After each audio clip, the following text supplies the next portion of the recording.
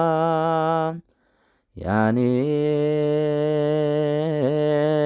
ሃኔ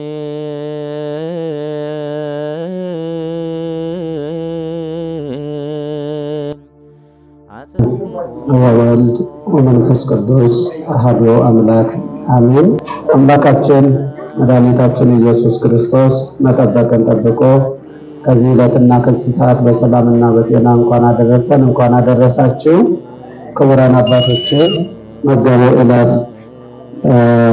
መምህር ቀሲስ ገብረ ዮሐንስ ሹምዬና መጋቤ ሐዲስ ቀሲስ እሸቱ ሹምዬ እንዲሁም የማህበራችን የማህበረ ተዋሕዶ ኦርቶዶክስ አባላት በውጭም በሀገር ውስጥም ያላችሁ እንዲሁም ደግሞ የተወደዳችሁ የልዑል እግዚአብሔር ቤተሰቦች በዚህ በታላቁ ታሪካዊ ቦታ መቄዶንያ አረጋውያን ሕፃናት በአንድነት በህብረት በኢትዮጵያዊነት ስሜት በሚኖሩበት በዚህ እድሉን አግኝታችሁ በዚህ በከተማ ውስጥ ሆኖ በከተማ ውስጥ ያይደለ የሚመስል ታሪካዊ ገዳም የሚመስል ታላቅ ቦታ የበረከት ቦታ የድህነት ቦታ የሰላምና የደስታ ቦታ በዚህ የታደማችሁ የእግዚአብሔር ቤተሰቦች አምላካችን እግዚአብሔር መጠበቅን ጠብቆ በድጋሚ እንኳን አደረሰን እንኳን አደረሳችሁ።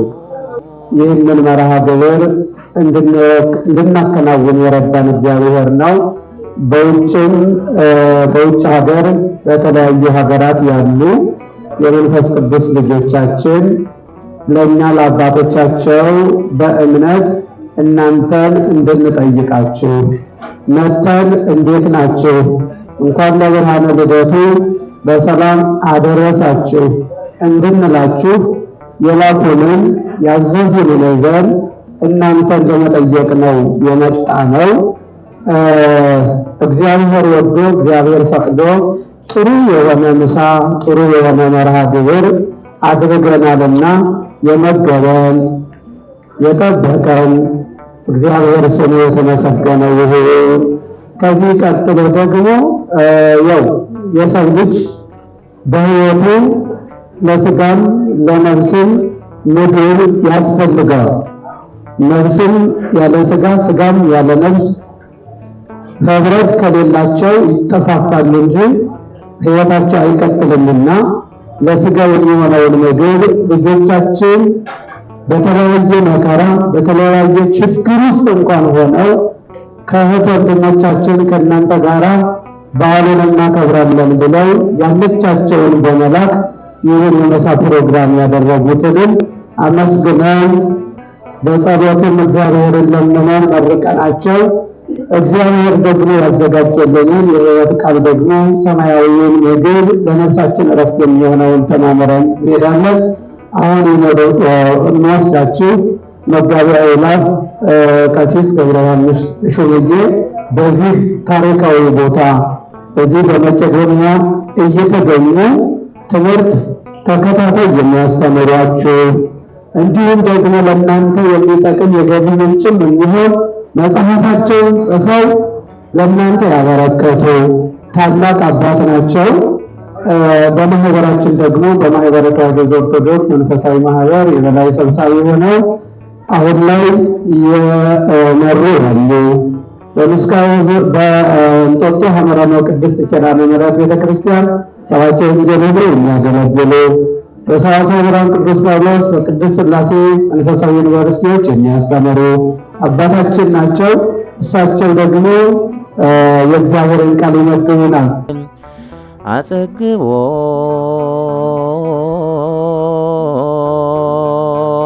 ሙክለም ወለካህናቲ ሃኒ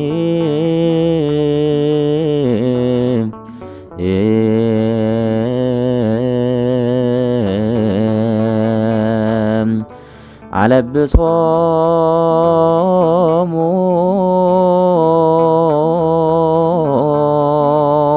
ክቡር አባታችን መጋቤ ሐዲስ ቀሲስ እሸቱ፣ ክቡር አባታችን መልአከ ብስራት ቀሲስ ተስፋ ማርያም በማህበረ ተዋሕዶ ኦርቶዶክስ በልዩ ልዩ ኃላፊነት የምታገለግሉ እንደዚሁም በአጥቢያ ቤተክርስቲያን ደረጃ ደብረ ብታንያ አቡነ ተክለ ሃይማኖትና የምስራቀ ፀሐይ ቅድስት አርሴማ ወና ቅዱስ ገብርኤል ቤተክርስቲያን በኃላፊነት በስብከተ ወንጌል ኃላፊነት የምታገለግሉ አባቶቻችን በእውነት እንኳን ለዚህ ዕለት አደረሳችሁ እላለሁ። በቅድሚያ የተከበራችሁ በዚህ ተቋም ውስጥ ሆናችሁ ስመ እግዚአብሔር እየተጠራ በእናንተ ምክንያት የአንድነት ማዕድ እየተካፈላችሁ በዚህ ውስጥ በእግዚአብሔር የረድኤት ጥላ ስር የመግቦት እጅ ውስጥ ሆናችሁ የምትኖሩ የዚህ ታላቅ ተቋም የመቄዶንያ ነዋሪዎች ሆናችሁ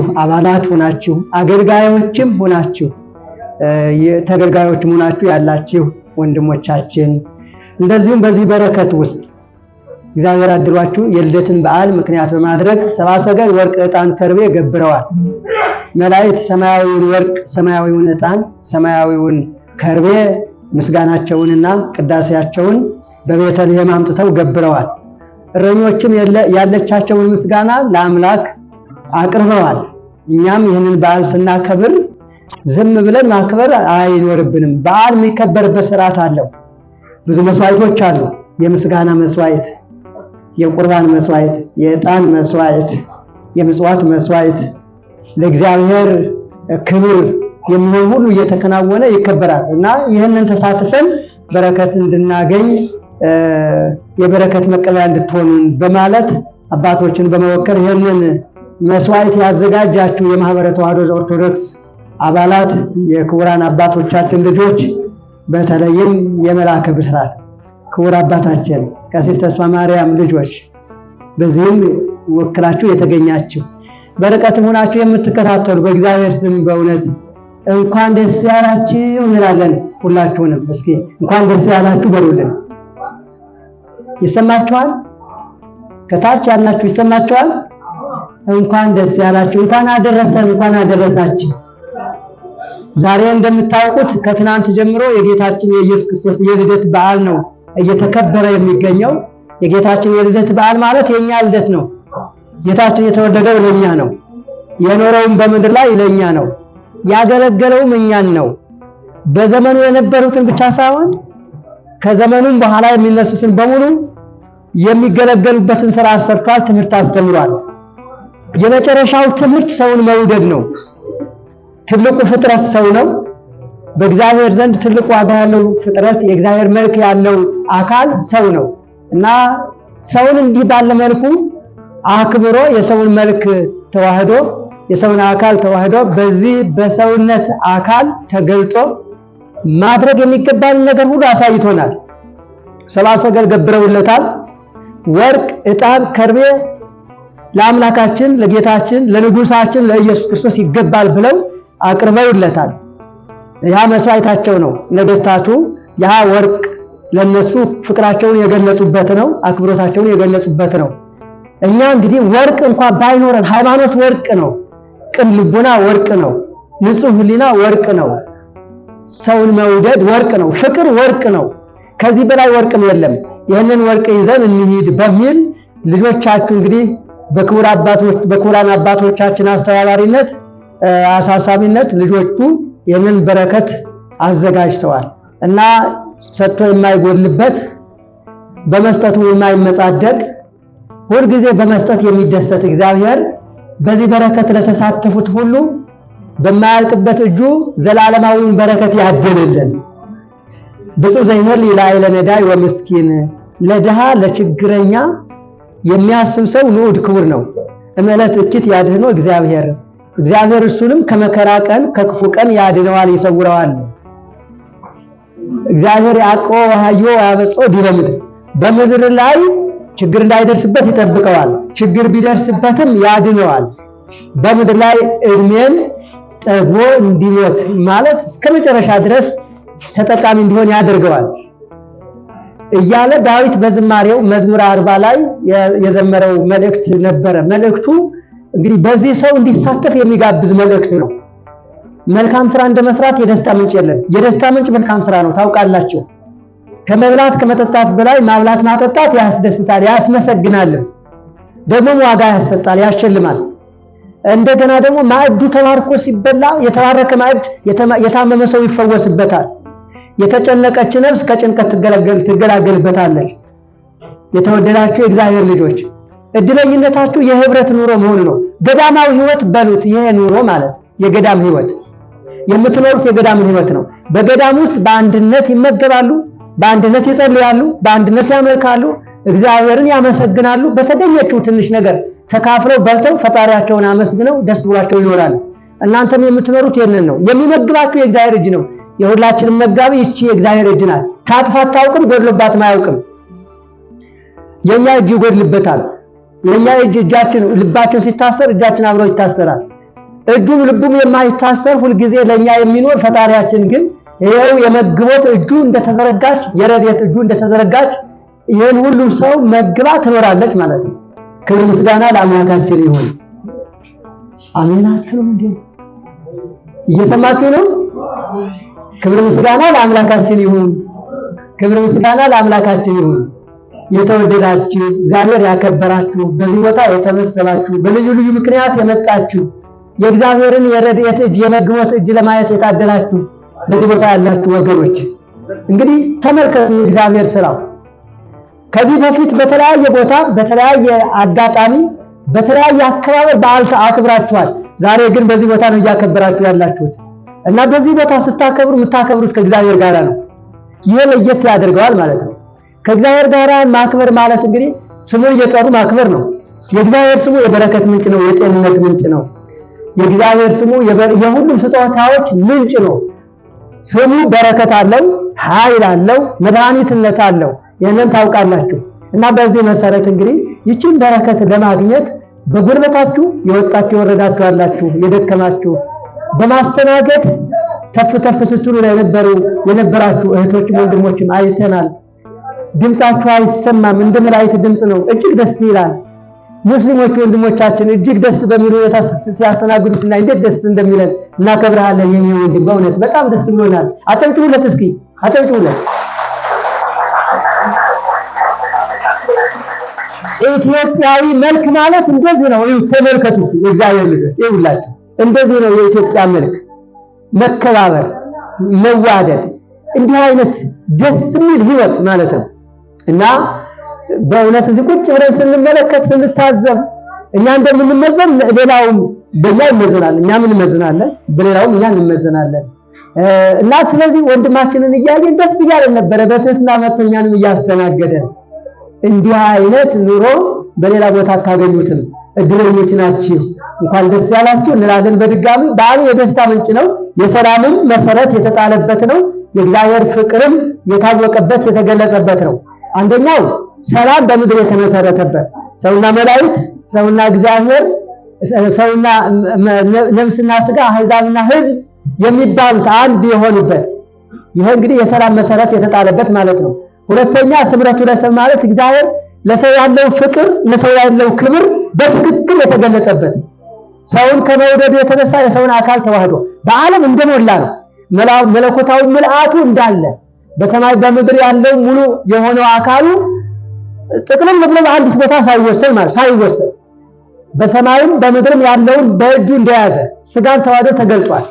ይሄ መቼም ለእግዚአብሔር ምሳሌ እንዳልሆነ ታውቃላችሁ። በዚህ መልክ ፍቅሩን አሳየን።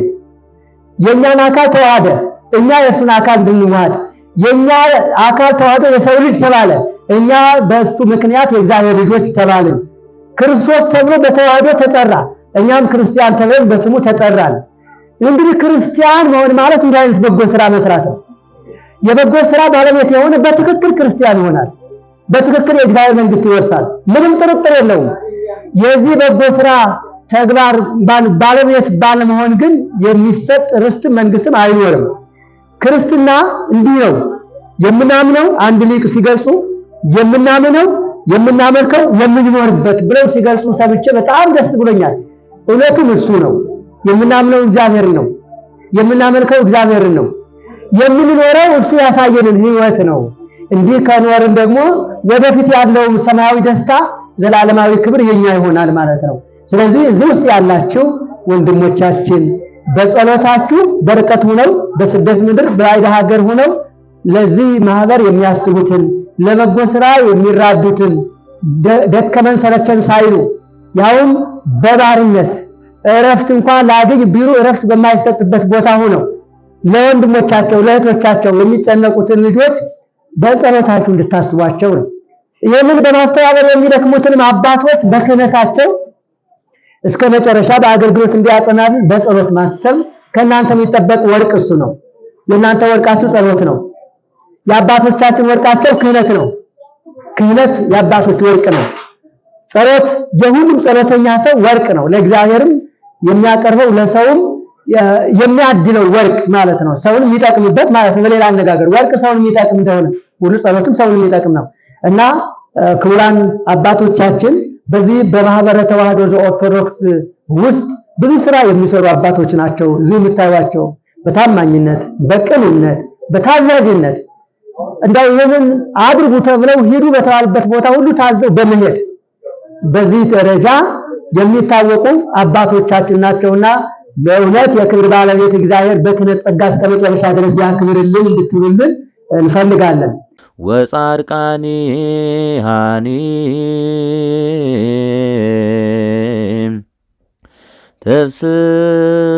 ተብስይተ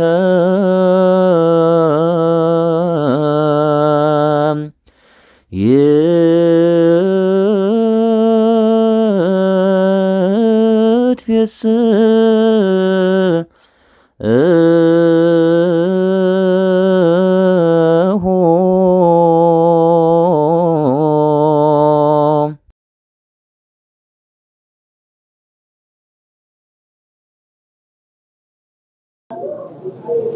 ክርስቶስ በዘመነ ስብከቱ 120 ቤተሰቦች ነበሩት እና እያንዳንዱ ሴቶቹ የሥራ ድርሻ አለ፣ የሐዋርያት የሥራ ድርሻ አለ፣ የሰባ አንዲት የሥራ ድርሻ አለ።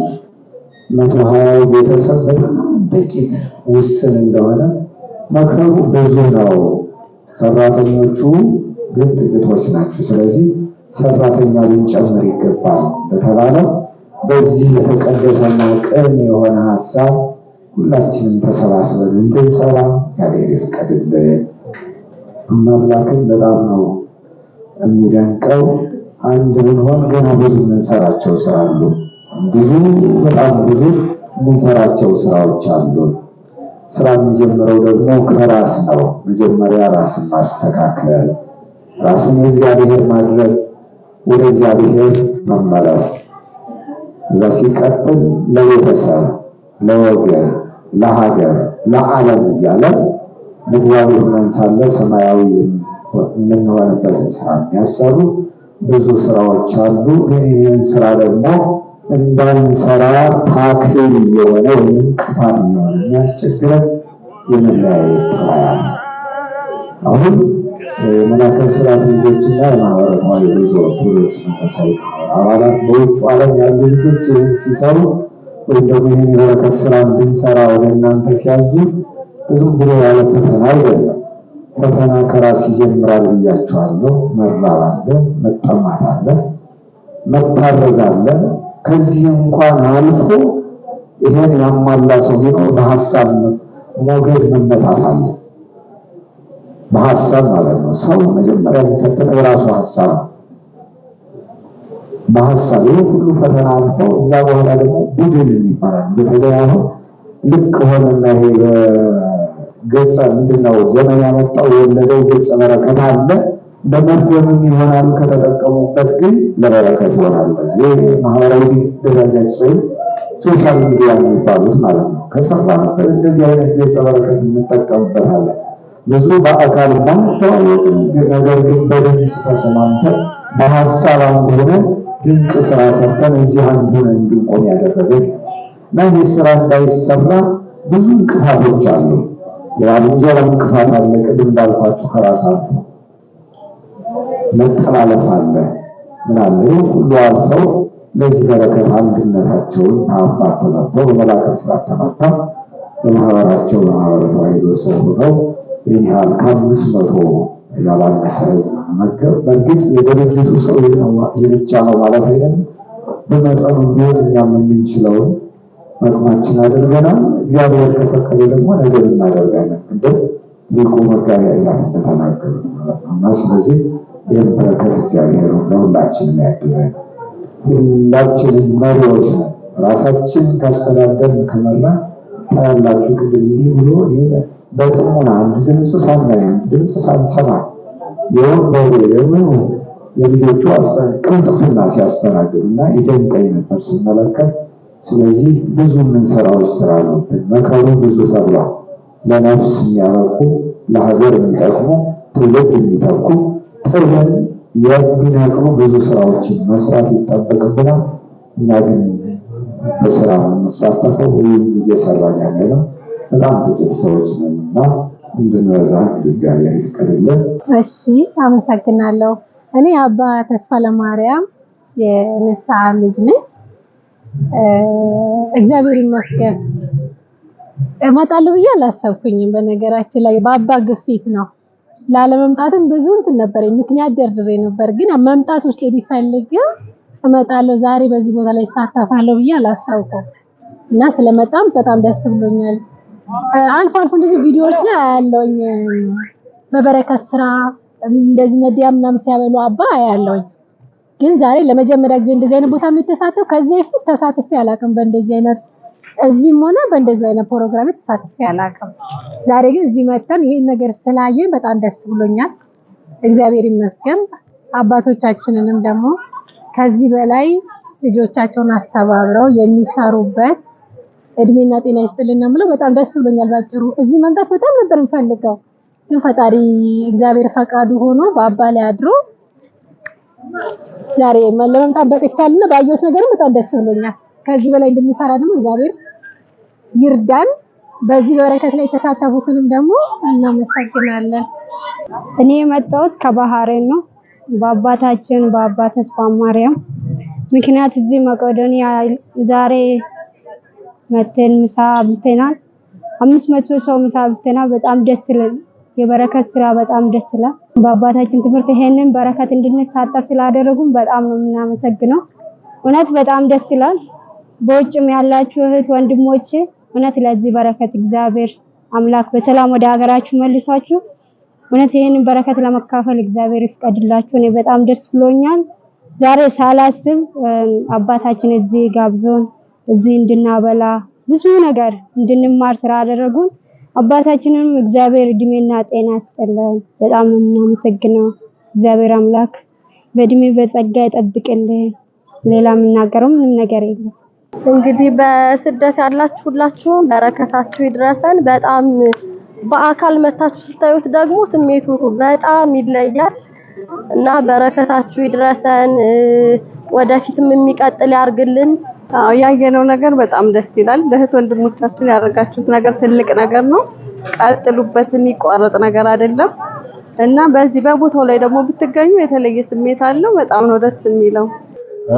እኔ ሻምበል እሸቱ ገብረ ማርያም ባላለው መቄዶንያ ከሚረዳቸው 8500 አረጋውያንና አእምሮ ህሙማን አንዱ ተረጂ ነኝ። እኔ በ1955 ዓመተ ምህረት ነው ወደ ውትድርናው ሙያ የገባሁት። ወደ በ55 ዓመተ ምህረት እንደገባው ስልጠናዬን ጨርሼ እንደወጣው ሶማሊያ ወረረችኝ እና ያን ጦርነት በሙሉ ልብነት በቆራጥነት ብዙ መስዋዕትነት ተከፍሎ ሶማሊያን ከኦጋዴን ምድር አስወጥተን መቃዲሾ አስገብተናል። ከዛም ድጋሚ ደግሞ 7 ዓመት ሰርቪሴን ጨርሼ ከወጣው በኋላ እንደገና 1969 ዓመተ ምህረት ወረረችኝ። በደቡብ 750 ኪሎ ሜትር ገብታለች። በምስራቅ 350 ኪሎ ሜትር ገብታለች። እስከ 27 ድረስ ገብታለች። ያንንም በቆራጥነት አከርካሪዋን ሰብረን በኢትዮጵያዊነት ወኔ በራሷ መሳሪያ ግብጽ አስታጥቃት አንድ የኢትዮጵያ ወታደር 20 ሶማሌ ወታደር ነው የመከተው። እና በዛ ሁሉ ጓደኞቼ መስዋዕትነት እኔም ከፍያለሁ። አንድ አይኔን አጥቻለሁ። የተለያየ የሰውነቴ ክፍል በፍንጣሪና በጥይት ተጎድቷል። እና ከዛም በኋላ ያ ሁሉ ከተደረገ በኋላ በመንግስት ለውጥ ጊዜ ተበተንኩ። በቃ የሚያስታውሰኝ ጠፋ። ወታደር ያው ታውቃለህ ልጅ አያሳድግም። ምክንያቱም የስራው ጸባይ ትላንት አስመራ ኮንኩ ዛሬ ጎንደር እንደዚህ ስዞራት ነው 27 ዓመት ሙሉ የዞር ሀገሬን ለማገልገል እና በመንግስት ለውጥ ምክንያት ሚረዳኝ አጣው። ምንም አጣው። መጨረሻ ላይ ጎዳና ወጣው። ጎዳና ወጥቼ ብዙ ስቃይ ካየው በኋላ በእውነት ነው የምለው ይሄ ዶክተር ቢንያም በለጠ እግዚአብሔር ለኛ ነው ያዘጋጀልን። ከዛ ከትቢያ ውስጥ አንስቶ አምጥቶ እኔንና እኔን መሰል ጓደኞቼን በደንብ አሳክሞ ይሄው ዛሬ ላለሁበት ጤንነትና ጉዳይ ይኸው እግዚአብሔርን እያመሰገንኩ እኖራለሁ። በቀን 3 እመገባለሁ። የንጽህና መጠበቂያ አለኝ፣ አልባሳት አለኝ፣ ሁሉ ተሟልቶልኝ ነው የምኖር። ስለዛ አሁን ምንድነው 8500 ሰው እንዲረዳ ከተፈለገ በዜግነት 8500 አሁን ሰው ቢንያም ካቃተው እኮ አቅሙን ካነሰው እኮ ከተበተነ በዜግነት አንገት ያሰብራል፣ በእውነት ያሳፍራል፣ በእግዚአብሔርም ዘንድ ደግሞ ያስጠይቃል። ስለዚህ ማንኛውም ኢትዮጵያ የሆነ ማንኛውም ሰው ለዚህ ለበጎ ዓላማ የካቲት 1 በሚደረገው የገቢ ማሰባሰቢያ ፕሮግራም ላይ የካቲት 1 ላይ አምጥቶ ማንኛውም ኢትዮጵያ የሆነ ሰው ቢንያምን መርዳት አለበት ብዬ አምናለሁ። ስለዚህ የካቲት 1 እንዳትረሳ። እኔ አሁን ይህ ነገር በዜግነት ያስጠይቀናል፣ ኢትዮጵያዊ ነን። በሃይማኖትም ሰብአዊነት ነው ያስፈልገናል። ስለዚህ ልጄ ዶክተር ቢንያምን እርዱት። የካቲት 1 ላለው የገቢ ማሰባሰቢያ ሁላችሁም እጃችሁን ዘርጉ። ምክንያቱም እዚህ ግቢ ውስጥ ባለሀብት አለ። እዚህ ግቢ ውስጥ ድሮ የሚሰጥ የነበረ አሁን የሚረዳ ባለሀብት አለ። ግቢ ውስጥ ብዙ ባለሀብት አለ። ዶክተር አለ፣ ኢንጂነር አለ። ይህ የሀገር ባለውለታ እንደኔ አይነት መኮንኖች አሉ። ይሄን መርዳት ማለት ቢንያምን ማገዝ ማለት ለፈጣሪ ማገዝ ነው እና አመሰግናለሁ። ሰላሙን ልጄ ታንኪ የተወደዳችሁና የተከበራችሁ የልዑል እግዚአብሔር ቤተሰቦች የእናታችን የንጽሕተ ንጹሐን የቅድስተ ቅዱሳን የድንግል ማርያም የአስራት የቃል ኪዳን ልጆች የመንፈስ ቅዱስ ልጆቻችን በተለያዩ ዓለማት የምትኖሩ ይህ የምታዩት መቄዶንያ አረጋውያን መርጃ ማዕከል ዛሬ ተገኝተናል። ለምን ተገኛችሁ የሚለውን ለምን እንደተገኘን ለእናንተ ለማድረስ ያክል ዛሬ ለእግዚአብሔር ቅዱስና መልካም ፈቃድ የጌታችን የመድኃኒታችን የኢየሱስ ክርስቶስን በዓለ ልደት ምክንያት በማድረግ ከልጆቻችን የተሰጠንን ገጸ በረከትና ከልጆቻችን በተሰበሰበ ሳንቲም ዛሬ ለእግዚአብሔር ቅዱስና መልካም ፈቃድ ከ500 በላይ ወላጅ አልባና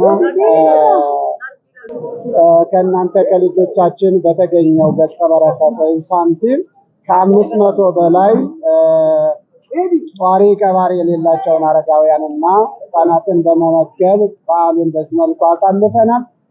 ሁላችሁም ኢትዮጵያውያን ይህንን ግቢ በማሰብ የምትችሉትን ገጸ በረከትና ለዚህ ግቢ የሚሆነውን ሁሉ አስተዋጽኦ እንድታደርጉ መልእክቴ ነው። እግዚአብሔር ከሁላችን ጋር ይሁን።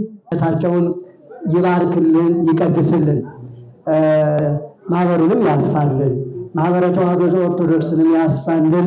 ክቡር አባታችን በእውነት ያው እዚህ ትልቅ አርአያነት ያለው ስራ ነው የሰሩት። እነዚህ አባቶች በማህበረ ተዋሕዶ ዘኦርቶዶክስ የሚያገለግሉ አባቶች ናቸው። በበረከት ስራ በታማኝነት ግቡ በተባሉበት ቦታ ሁሉ እየገቡ በእውነት ደስ የሚል አገልግሎት የሚሰጡ አባቶች ናቸው። በአጥቢያም ደረጃ በኃላፊነት የተመደቡ ናቸው እና ክህነታቸውን ይባርክልን፣ ክህነታቸውን ይባርክልን። አባታቸውን ብለን ቅዱስ የሚጠራልን አባታቸውን በሰማያት የምትኖር ስምህ ይቀደስ፣ መንግሥትህ ትምጣ፣ ፈቃድህ በሰማይ እንደሆነች በምድር የዕለት እንጀራችንን ስጠን ዛሬ፣ በደላችንን ይቅር በለን እኛም የበደሉንን ይቅር እንደን ዘንድ አቤቱ አታግባን ከክፉ ሁሉ አድነን እንጂ መንግሥት ያንተ ናትና ኃይል፣ ምስጋና ለዘላለሙ። እመቤታችን ቅድስት ድንግል ማርያም ሆይ ከመልአኩ ከገብርኤል ሰላምታ ሰላም እልሻለሁ፣ በሐሳብሽ ድንግል ነሽ፣ በሥጋሽም ድንግል ነሽ። የአሸናፊ እግዚአብሔር እናት ሆይ ሰላምታ ላንቺ ይገባሻል። ከሴቶች የተለየሽ አንቺ የተባረክሽ ነሽ፣ የማኅፀንሽ ፍሬ የተባረከ ነው። ጸጋን የተመላሽ ድንግል ሆይ ደስ ይበልሽ፣ ልዑል እግዚአብሔር ከአንቺ ጋር ነውና ከተወደደው ልጅሽ ከጌታችን ከመድኃኒታችን ከኢየሱስ ክርስቶስ ዘንድ ይቅርታና ምሕረት እንደምንጠይቅ ኃጢአታችንን ያስተሰርይ ዘንድ ለዘላለሙ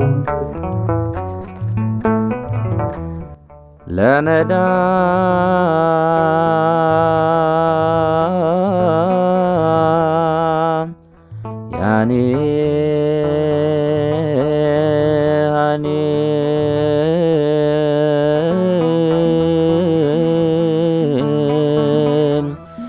አጸግቦ ሙክለም ወለካህናቲ ሃኒ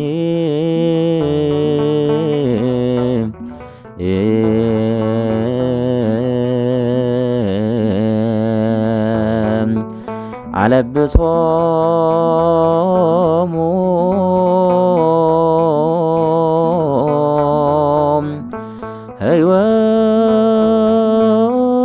ሕይወተ